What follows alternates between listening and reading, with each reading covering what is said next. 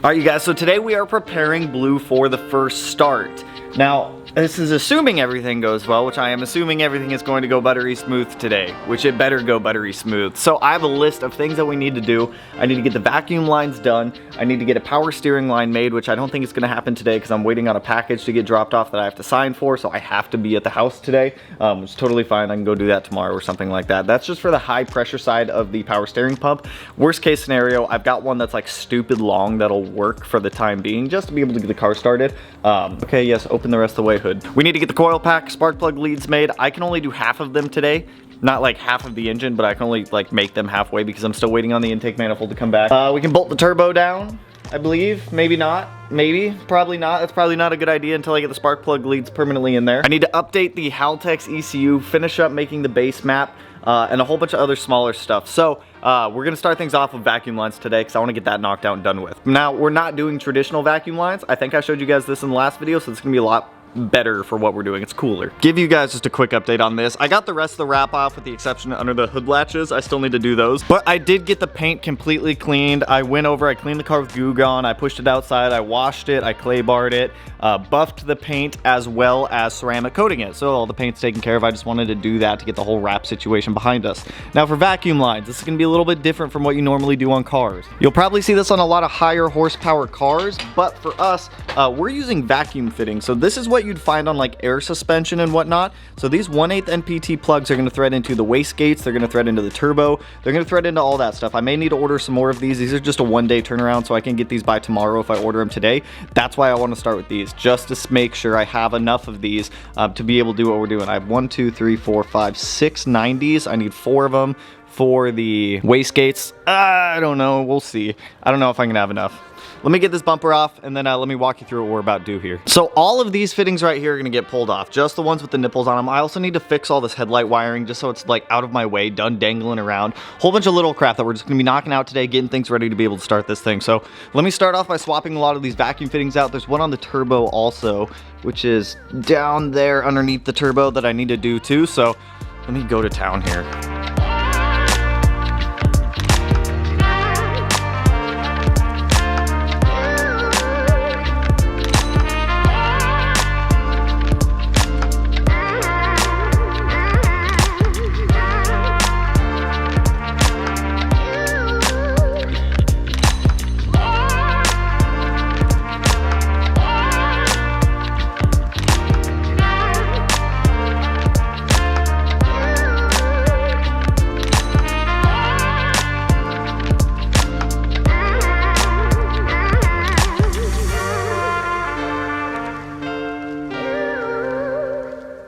So we've got the vacuum lines for the wastegates done. So these push locks are so much nicer than normal vacuum line. They're not gonna pop out. They're rated to 150 PSI, so I'm not stressing it. So we got those two going to the boost controller right there. I'm gonna leave the one off the turbo for now. That last vacuum line right there goes to the turbo. I wanna wait until I get that one permanently put in, or I wanna wait till I get the turbo permanently on here. I wanna do these spark plug leads to start with. I don't know how to use the tools for this stuff, so this is what I'm using. I've got these spark plug boots to go over our spark plugs. I've got like a whole bunch of different connectors here. It came with like some fun tools. There's another fun tool right here. So I don't know. Let me watch a video on how to make spark plug wire because I've never done it before and I don't know how. I also got these nice heat sleeves for the boots and everything. So let me figure out how to use this stuff because I genuinely have no idea. So have you ever done, well, first of all, I went and I watched a couple of videos on how to make spark plug wire. Have you ever tried to do something for the first time and you kind of have a grasp on what you're doing, but you also have no idea what you're doing? That's just me. I was sitting here trying to crimp the goddamn spark plug terminal backwards on the spark plug wire, and well, then my 60-year-old neighbor came over and saved the day. So thanks, Bart. Appreciate it. I'm legit getting so frustrated and pissed off at this. For some reason in my mind, I was like, okay, that's the end that crimps onto the wire, and that's the end that goes on the spark plug. And then I'm sitting here with the spark plug. I'm like, that just don't make sense. That just doesn't make any sense to me. Finally figured it out. Finally, I have one wire done. That one wire right there took me forever, but that boot length that I got is damn near perfect on that. So 1 down, 5 to go. Let me keep making these things because these kind of suck to make.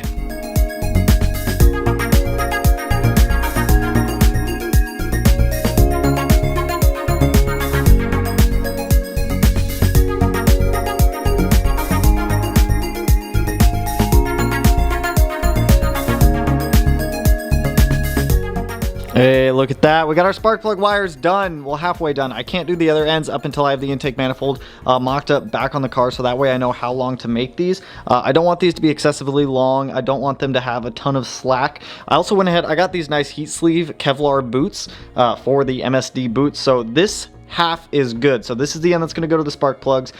This is the end that's going to go up to our coil packs up here. Now I have just the rest of the boots tossed in a pile right now because I'm not going to deal with them, like I said, until we have our intake manifold back. So one less thing off the checklist. Next up, I'm going to start going around the engine bay, cleaning up some more of the smaller stuff. I have to add one more ground to all of our coil packs that ground out to our negative battery terminal right here.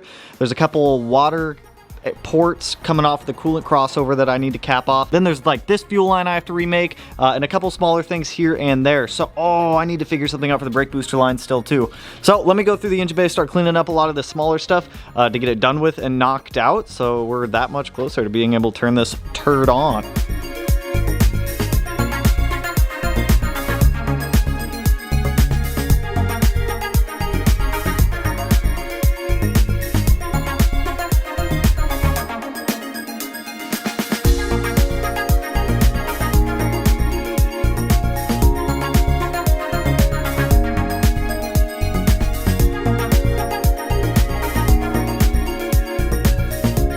Got a couple more things off of the checklist. Both heater core hoses are done now, so it goes up from the coolant crossover, up to the heater core, out of the heater core, to the AOS, back to the coolant crossover.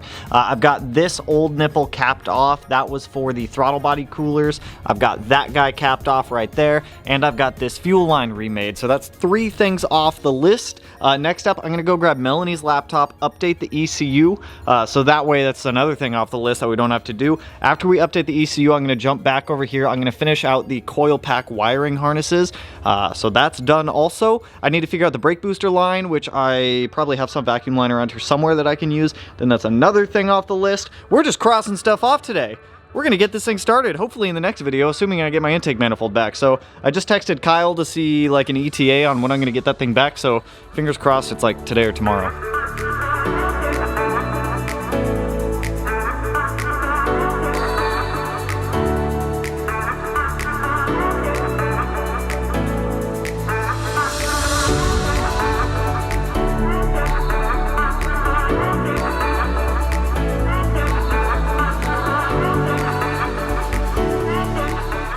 So I've got the Haltech software all updated now. We're all good to go there. I also changed a couple parameters on the dash just to be able to view some things and make sure everything's solid. Ethanol percentage, everything like that. Ethanol content, if you're curious, we're sitting at about 12%. So that means I did a pretty decent job of draining the tank before. Now I'm going to jump back up here into the engine bay. I'm going to start cleaning up some more of this wiring, get the last ground done for these coil pack connectors, and just get all that knocked out. One nice thing about all the wiring issues that we had is that I've got wire for days back here. Look at all that. Wire for days. So I'm going to start salvaging wire off of all that stuff to make the last of the harness for this. And then after coil pack wires are done, we can continue to knock shit out. So let's do it.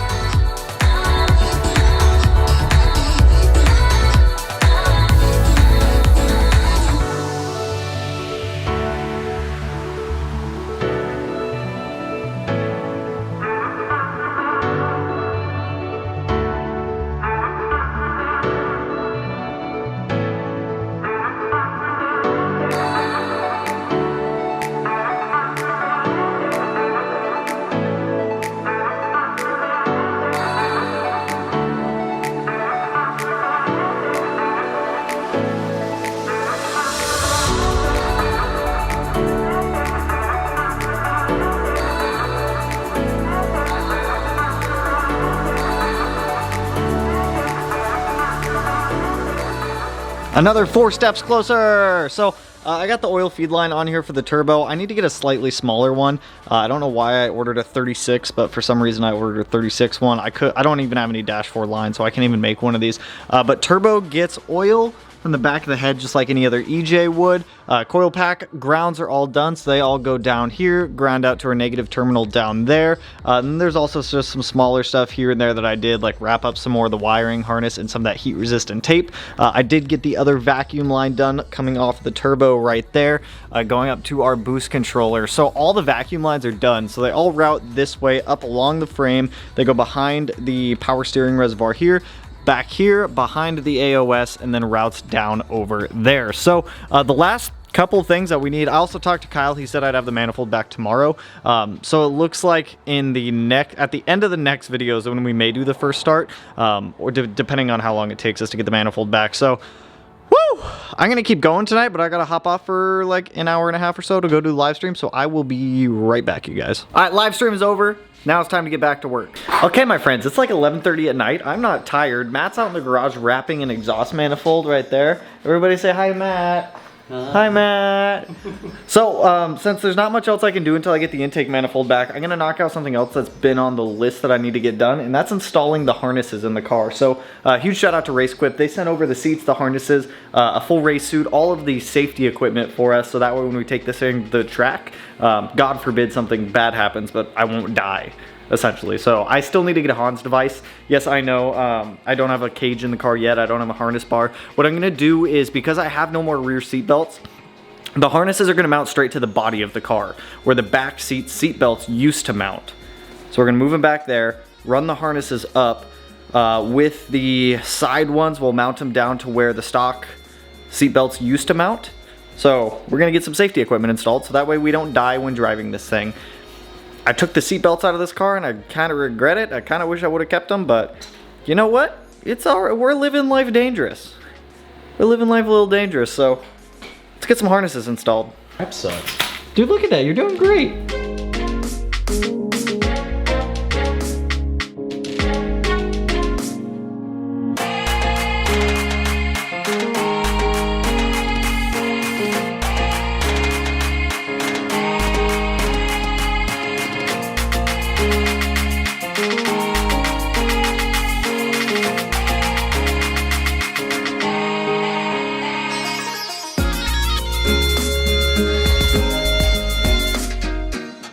Alright, good morning, you guys. Let me open this garage door because it's dark. It's super dark. Much better. So I went ahead and I got the, God, dude, I have bagel stuck in my, I just ate a bagel. So last night I went ahead and I got one of the harnesses pretty much set up and done with. After sitting in the harness, I decided that I need seatbelts. So I went online, I bought one seatbelt to start with. I bought a red OEM STI driver's side seatbelt. I need to get one for the passenger side still. So let me show you guys. Ugh. Now here's the thing with harnesses. Everyone wants harnesses in their car for some reason, and I'll never understand why. Will you stay right there? Of course you won't. Hold up. Now everyone and their mother wants harnesses in their car, and I genuinely don't understand why. Like, you want them for the cool factor? That dude just dropped off my airlift manifold. You want them for the cool factor? What you want these for? Oh my god, dude. A, they're a pain in the butt to put on, and B, I don't advise anybody drive with these on the street. I don't feel comfortable driving this on the street. Dude, the crotch belt I did way too tight. My pee-pee gonna be tight if I wear it like that. Oh, this isn't even, I haven't even fully cinched down the sides yet. Now here's the thing. This is why I don't suggest you guys daily drive with harnesses. If you get in a car accident, like, my body doesn't go anywhere at all, but my head moves everywhere. And that's why I got a seatbelt ordered for the car again. If you were to get in even a minor accident, like 30 miles an hour-ish, you have the possibility of snapping your neck and completely killing yourself or paralyzing yourself. So yeah, you guys, don't daily drive with just harnesses in the car. Like, I have these set up right now where if I took this car to the track and we're running like time attack or something like that, I'd be fine. It holds me in, it doesn't do anything. I still need a Hans device to protect my head and my neck. But seriously, like, I don't advise anybody daily drive with these in their cars. Like, you're gonna snap your neck. Oh god, dude. Woo! Let me get the crotch portion of the belt out of my way. So what I need to do now is actually get back out of the car to go plug in the battery. So huge shout out to our friend Mr. Josh Bader over at Bader Built for helping us out here. I was trying to set up the base map last night. It's just, I don't trust myself enough. B, when I updated the Haltech software from the old software to the Nexus software, completely threw me off on everything. So I reached out to Josh. Josh is going to be the one who's tuning the car, like tuning it. So I reached out to Josh. He was able to hook us up with a base map for the car. When we go to do the first start, it sounds like that we're going to do some live data tuning while the car's idling, so that way Josh can work out fuel system, everything like that. So what I need to do right now is hop back on Melanie's laptop, get it plugged into the ECU, and upload the tune that Josh sent me so we can get this thing started up. So let me knock that out real quick. And then at that point, I'm just waiting for the manifold to come back and we can get everything 100% buttoned up, turn it on, and hope I did everything right.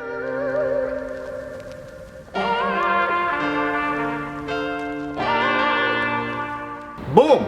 Just like that, our map is uploaded onto the ECU, ready for the first start. So my list of things have gotten dramatically smaller. All we have left to do is the power steering line, high pressure one, the lower radiator hose, the radiator fan wiring, which I'll probably do off camera because that's going to take me a little while, move the 12-volt source for the Haltech, and finish the spark plug wires and bolt everything up. Some of that stuff is pending when I get my manifold back, which I still don't have it back. You guys are seeing this, like I'm filming this like 2-3 hours before it's going live, so that could change in the next couple of hours, but that's all I got for you guys on this one. And either at the end of the next video, you know, it's gonna be one more build video and then we're gonna start the car.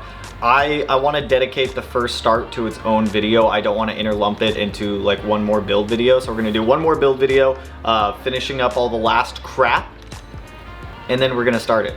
And it's gonna have its own video. It will be a premiere video. No, I will not do it live. First starts are stressful, especially something on this capacity or this level.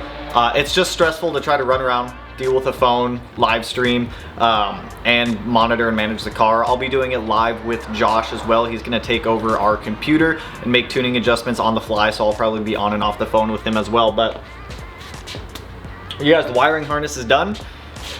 The tune's on there. It's almost the moment of reckoning, so I'm excited. I'm nervous. It's gonna be exciting. The stuff, the things, we're gonna drive it soon. Blue's gonna be back on the road. It's gonna be hurting some feelings. That Ferrari driver that mean mugged me that one time when I was at the shop working on the Evo, if I catch you on the street, I'm gonna fucking demolish you, dude. Anyway, so with that, that's all I got for you guys. I hope you guys liked the video. I hope you guys are excited. I know you guys are just as excited as I am for the first start. I'm going as fast as I can. I'm doing as much as I can. Knocking out all the little things I can in the meantime while we wait. So that's all I got. If you guys like the video, you know what to do. Go ahead, hit that like button, turn it blue, like our Subaru. And if you're not already subscribed to the channel and you want to be one of these corners, it's actually going to be in that one right there. So click the button if you want to. You're an adult. I'm not your dad. You can click it if you want to. But with that, I will catch you guys in the next one, which should be the final build video of the STI before we start it. So peace out, homies.